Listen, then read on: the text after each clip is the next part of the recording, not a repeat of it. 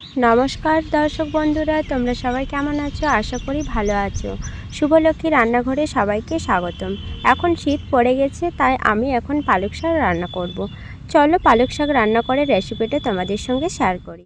প্রথমে কড়াইতে দিয়ে দিলাম সর্ষের তেল। আমি রান্নাটা সর্ষের তেল দিয়ে করব। আর দিয়ে দিলাম একটা শুকনো লঙ্কা আর গোটা জিরা, পাঁচফোড়ন হিসেবে এগুলো ব্যবহার করেছি। আর আমি দিয়ে দিলাম কুচিয়ে রাখা পেঁয়াজ কুচি। পেঁয়াজটা ভালোভাবে নাড়াচাড়া করে অল্প লাল করে ভেজে নেব, বেশি লাল করব না। অল্প নরম হয়ে এলেই এর সঙ্গে আমি দিয়ে দেব ডুমো করে কেটে রাখা আলুর টুকরো দিয়ে দিলাম। দিয়ে দিচ্ছি অল্প লবণ আর অল্প হলুদ গুঁড়ো আর লবণ দেওয়ার পর সেটা নাড়াচাড়া করতে থাকবো। নাড়াচাড়া করে ভালোভাবে ভেজে নেব, কারণ না নাড়াচাড়া করলে সেটা কড়াইয়ের সঙ্গে লেগে যাবে। আর জন্য নাড়াচাড়া করতে থাকছি। নাড়াচাড়া হয়ে গেলে দিয়ে দিচ্ছি আদা, রসুন ও কাঁচা লঙ্কা বাটা। সেটা দেওয়ার পর আবারও 2 মিনিট নাড়াচাড়া করে ভেজে নেব ভালো করে, যাতে কাঁচা গন্ধটা চলে যায়। দিয়ে দিচ্ছি একটা টমেটো টুকরো দেওয়ার পর আবারও নাড়াচাড়া করতে থাকবো, যাতে কড়াইয়ের সঙ্গে না লেগে যায়। পুরো রান্নাটা নাড়াচাড়া করে রান্না করতে হবে, যাতে কড়াইয়ের সঙ্গে না লেগে যায়। আবারও দিয়ে দিচ্ছি একটা বেগুনের টুকরো, কেটে রাখা বেগুন দিয়ে দিলাম অল্প লবণ, যাতে স্বাদটা ব্যালেন্স থাকে। নাড়াচাড়া করে ভালোভাবে আলু, টমেটো আর বেগুন ভালোভাবে ভেজে নেব, যাতে খাবারটা সুস্বাদু হয়।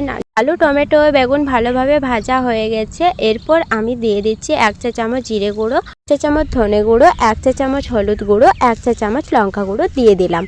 সব কিছু ভালোভাবে মিক্স করে নেব। যারা নতুন এসেছে একটু চ্যানেলটি সাপোর্ট করে পাশে থাকবে। সবাইকে অসংখ্য ধন্যবাদ আমার রান্নাটা এত মনোযোগ দিয়ে দেখার জন্য। আর তোমাদের কেমন লাগলো অবশ্যই কমেন্ট করে জানাবে। জানি না আমার রান্না তোমাদের কীরকম লাগবে।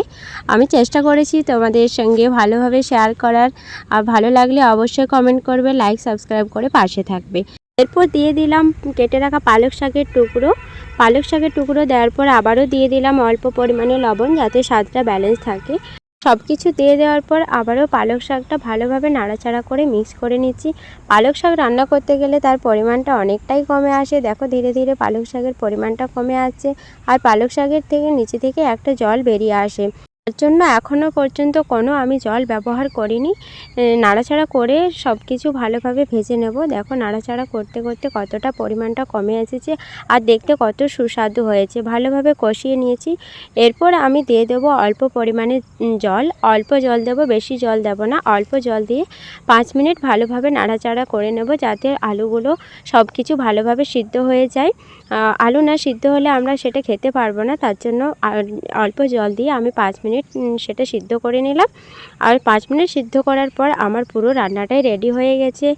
দেখো কত সুন্দর হয়েছে, দেখতে যেরকম সুন্দর হয়েছে খেতেও সুস্বাদু হয়েছে। খাবারের জন্য রেডি হয়ে গেছে। সবাই তাড়াতাড়ি চলে এসো। সবাইকে অসংখ্য ধন্যবাদ এতক্ষণ আমার রান্নাটা দেখার জন্য। বাই।